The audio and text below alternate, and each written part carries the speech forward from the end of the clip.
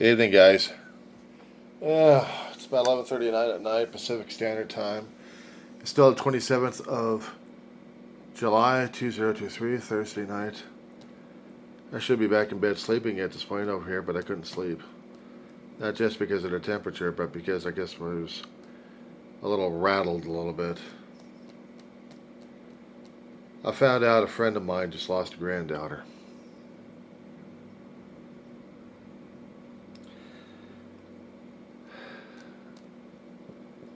Violent situation had happened weekend of the July 4th.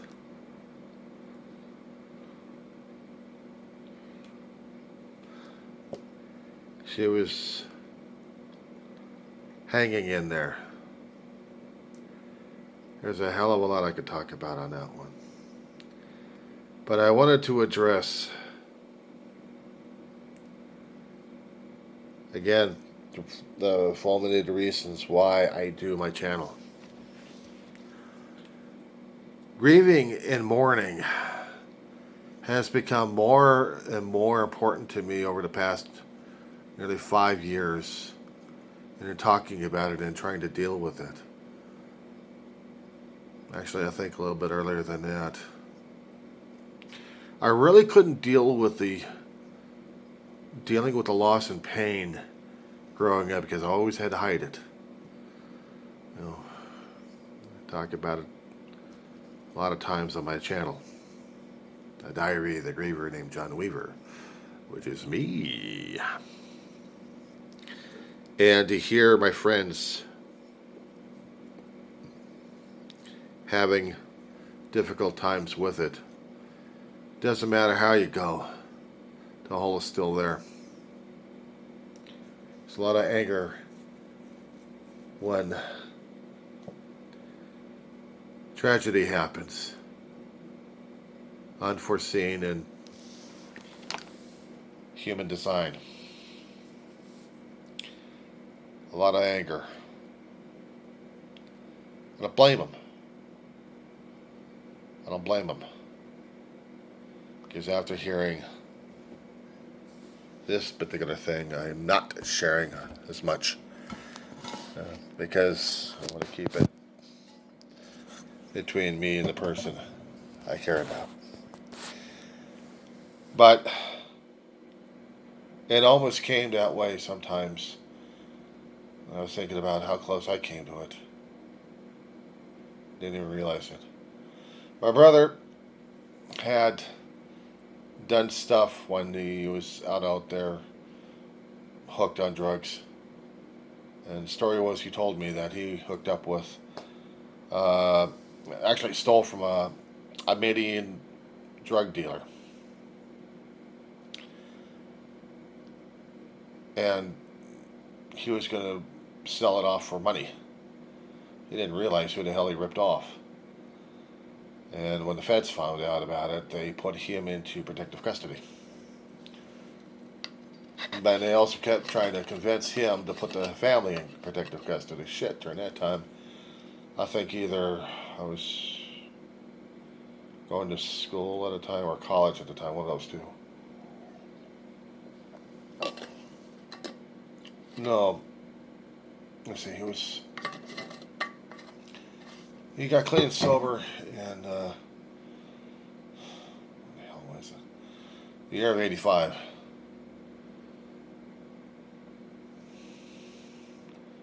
October 19th. Bob's birthday was on the 19th. Dave's was the 18th.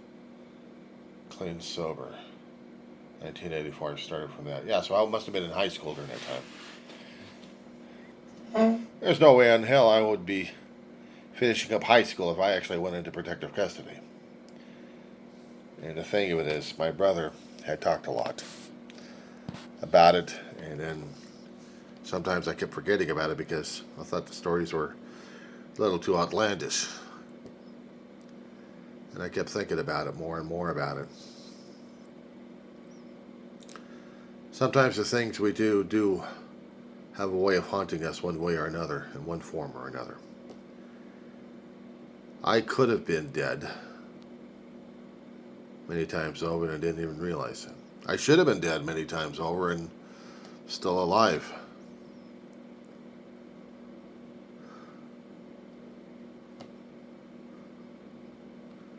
Hearing how this one person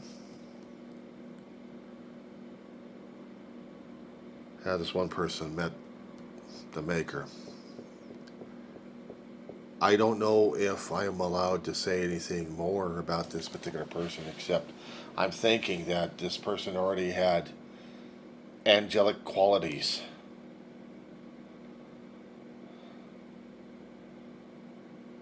When I hear somebody who's trying to talk about angels and God and singing and stuff, it puts me back into a Touched by an Angel episode I remember seeing. Dwight Schultz was in this one particular episode playing as a psychiatrist actually, trying to help this one girl regarding music that she keeps hearing. She was young enough, and she was still maintaining that attentive span. She was actually able to hear singing and music from heaven. Dwight Schultz's character was suffering through a hell of a lot of grief and a lot of pain because he lost a daughter from an accident. He blamed God, blamed birds, blamed a hell of a lot of things. And he was supposed to be out there helping kids, but actually making them feel miserable. And hearing about the singing and voices, that was almost like his daughter, talking about his daughter. And the medications that he prescribed to this girl, and this is all the Touched by an Angel show, that it took away the angels. Changed her personality a great deal. He was so despondent at this point over here, he was still reliving his own trauma. His own trauma about it. I was watching this, and I'd listened to it a few times just to understand it.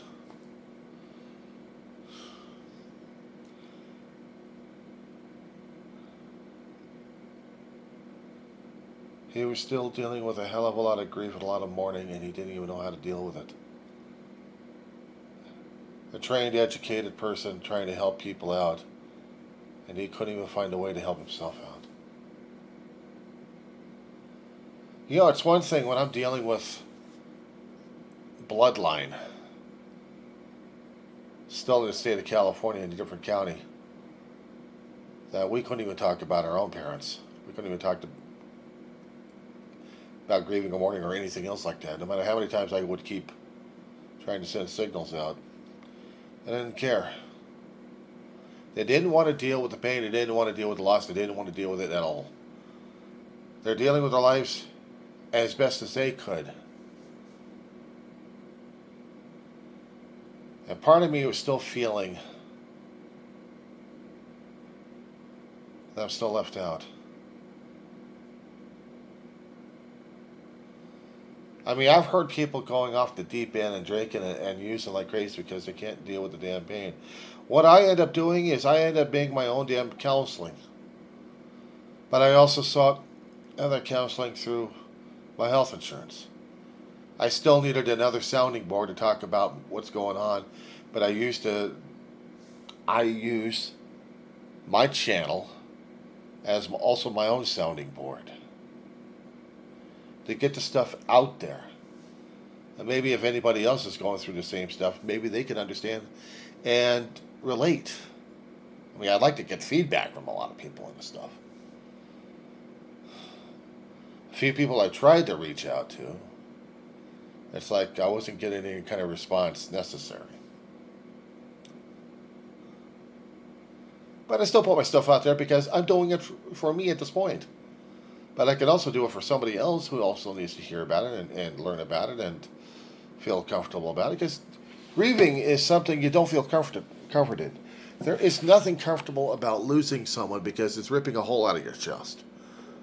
It's ripping a hole out of your own soul at this point over here that you still have to deal with the pain. You still have to deal with the grieving. You still have to deal with the loss. How do you deal with the memories afterwards when they keep triggering you left and right? There are a lot of things that we use for triggers, and I'm discovering it more and more. I discovered how much my web had grown. Maybe from one word to 3 words, but to everything else relating to it one way or another, directly or indirectly. It didn't matter. My head is still doing a lot of associations on this. So I'm still dealing with that. And sometimes I can grieve for my family without feeling the roller coaster, and other times I get triggered, and then I'm waiting for the one kick I'll start, and then here we go with the emotional roller coaster.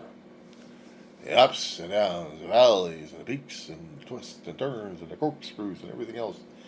While I'm bawling my head off left and right, and praying and pleading to God, forgive me for something I don't even know what the hell I'm doing at this point. You know, I had debated with myself certain videos that I wanted to put out there, but then I decided, okay, well, maybe or maybe not. But then it's like, screw it, just put them out there and see what the hell happens, because I really don't care. Just get them out there, get it off my chest. And well, it's going to be out there for perpetuity unless I start deleting the whole damn channel and closing everything else off. But I'm getting myself out. I'm getting it out of myself here. I mean, just keep storing it on flash drives like this all the time. That doesn't help me much. I mean, some people just store it in tapes like that. I'm getting my stuff out there because I need it out there. All right? I need it out. And if I'm going to get triggered by something, I got to talk about it. If I'm going to get nailed by something, I'd rather talk about the damn thing. And if I'm going to be hurting for somebody else, well, it's a tap dance.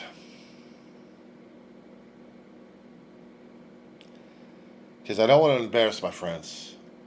I don't want to anger them. But when I'm seeing some things I'm relating to left and right, I feel like I have to tap dance around it. And I don't want to embarrass them. I got too much love and respect for them. Yeah, on some occasions I actually do have a few people who actually do give a shit about me.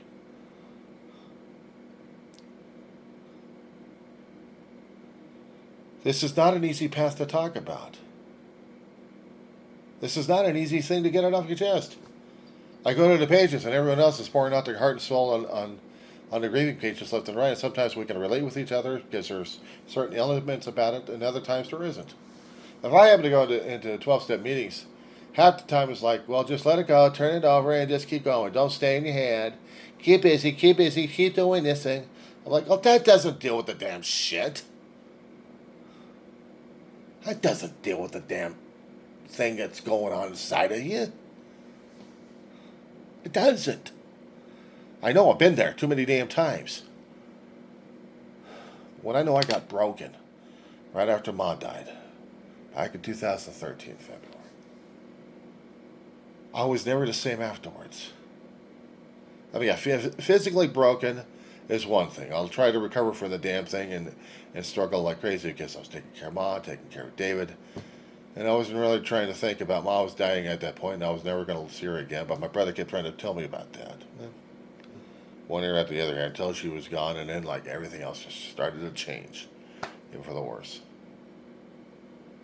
More of the emotional struggle. I mean, hell, I even did a musical video tribute to my mother. I'd seen this at a friend's funeral. I'm like, what did he do? Do I have something like that on my I think I got something like that on my computer. So I'll take a look at that one. And the hardest damn thing was selecting the pictures, all of them I could. And then trying to find the right music that I actually had downloaded. And some of them I can't listen to ever again. Because they are, I know, one of the triggers I know about. Bette Midler. She was doing the song Wind Beneath My Wings. There's I think the movie, it came out of the movie called Beaches. And Bette Midler's music was in there. And that was the most haunting tune. Ma loved that one. She absolutely loved it, and she loved watching Bette Midler, the Divine One. I loved listening to her too. And sometimes I can't stand seeing her, as much as she may be a beautiful person inside and out. It reminds me too much of my own mother, how much she adored her, and how much she adored the music and the song. Because that in itself is one of the most traumatic things I have gone through. And then there's my brother. The village people. When I talk about in the Navy, that was my brother. My brother could talk nothing about the Navy, even though he may have had issues with the Navy. But he was still a Navy man. He was still a frog man. He was part Texan and part fish.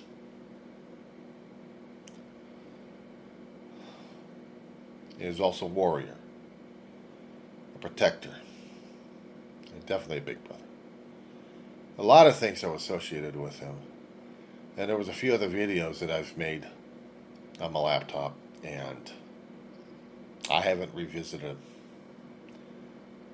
them. There have been pictures that I'd seen my brother that I actually had posted on Facebook that would be part of the music video. My brother would listen and match almost tone per tone, note per note from Satchmo. I always hated that term. Louis Armstrong. Man who was making his turn in music in the late 20s, 30s, 40s, 50s. Played a saxophone, but he also had this deep bass voice. Even talking deeper than this. But when he'd be singing, my brother had listened to him all his life.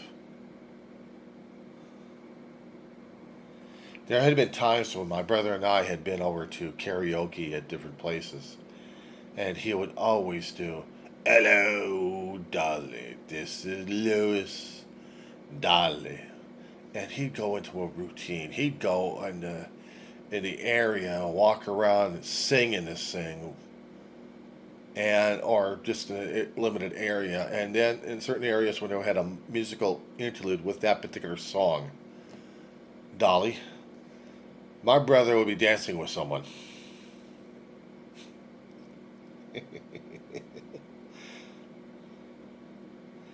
Because he was in the moment.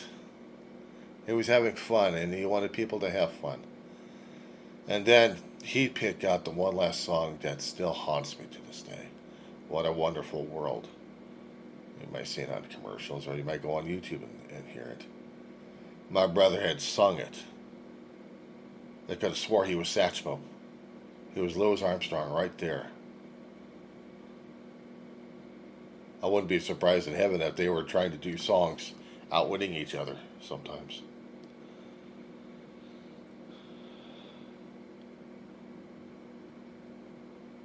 It's memories like that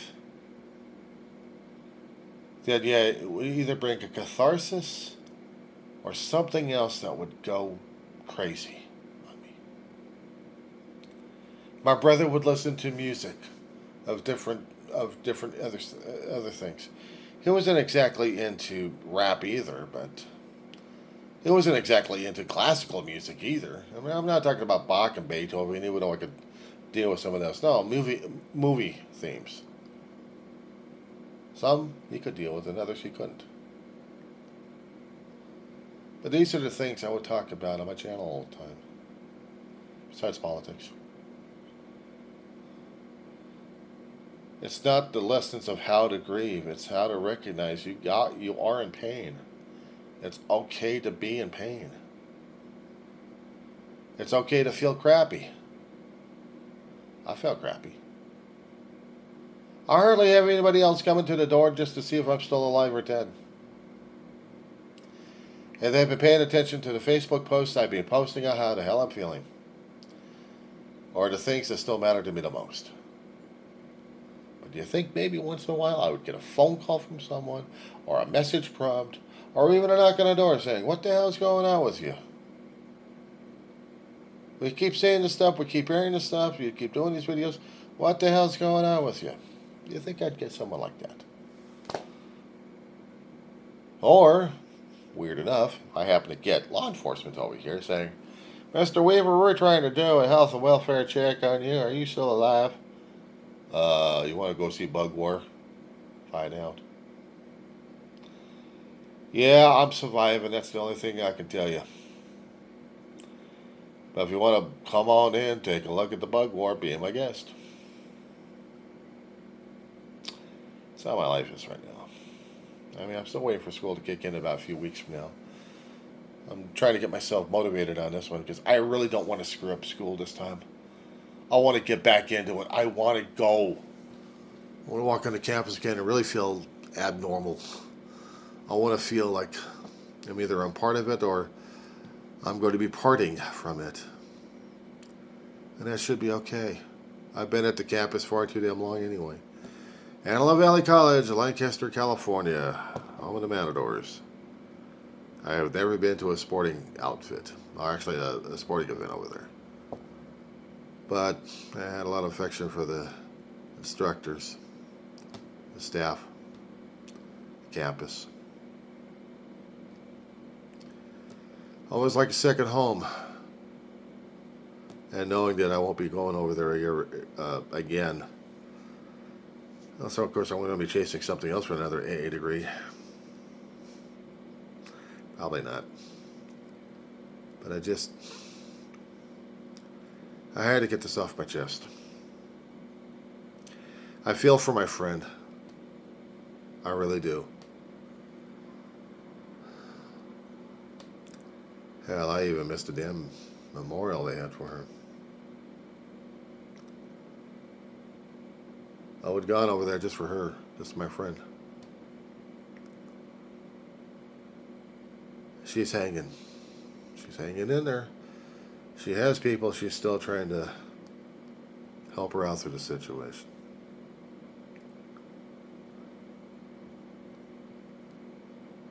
I keep asking myself, what happens if I don't?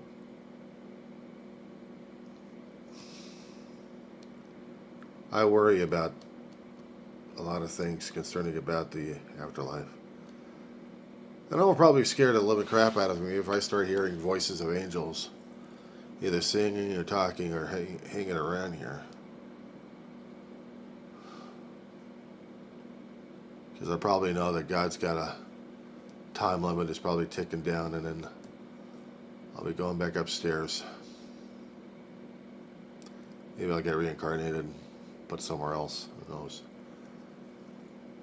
Or do something else. Said before in my other videos, I know what it's like to be dead. Come back to life. At 4 years old, it scares the living crap out of you. Changes your life like crazy. Changes your perspective on death left and right.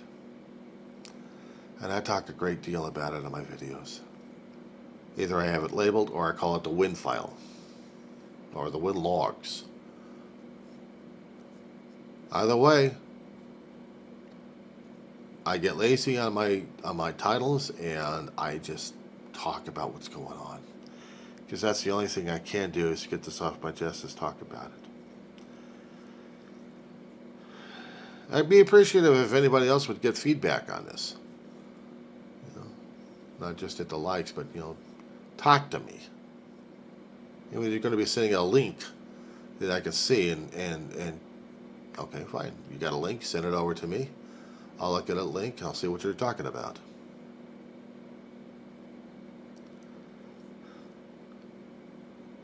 I didn't count on people watching me trying to figure out what the hell I am. I'm a guy struggling. I've been struggling all my life. Who hasn't? But when it comes down for losing the people that I cared about and loved a great deal, and I have to deal with the changes and have to roll with the punches, and I still have to deal with it on a day-by-day basis. I mean, I'm not looking to laugh at people left and right and putting up a strong facade and a veneer and show people, yes, I'm doing okay, and inside I'm feeling like I'm crap.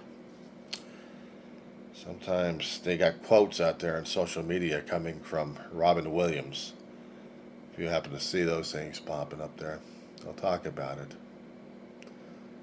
People are the happiest, maybe the most miserable, sorry sons of bitches out there anyway.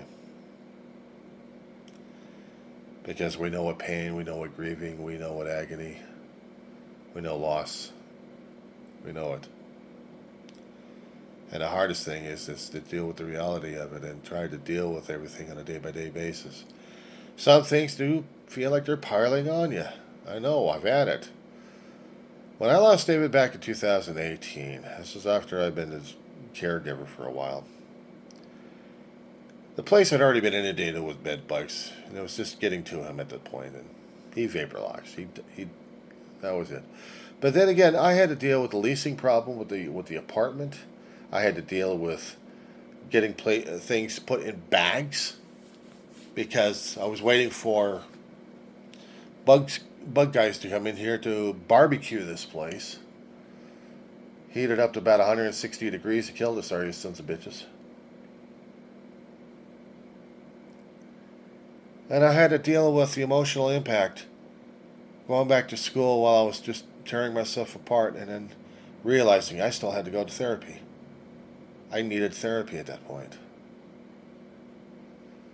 And granted, I never trusted a medical establishment in the first place.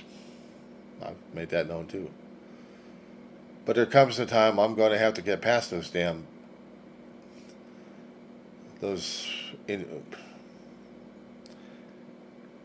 prejudices, the judgment calls, those pre-notions going through the head. I have to get through it and tell myself I'm doing okay. It may not look like it, but I'm trying to do the best I can for right now. And I'm not screaming and yelling about myself, except on tape. That's the only thing I can do is scream and yell at myself on my tape. And after that, I'm just dealing with it. So, it's well past midnight right now, and I'm going to hit sack because I need to get some sleep. I need to settle down. And I hope I do. So, I will send this thing out, and then we'll see what happens. This is the Diary of the Griever named John Weaver, which is me saying goodnight, guys. I'll do a zombie log a little bit later.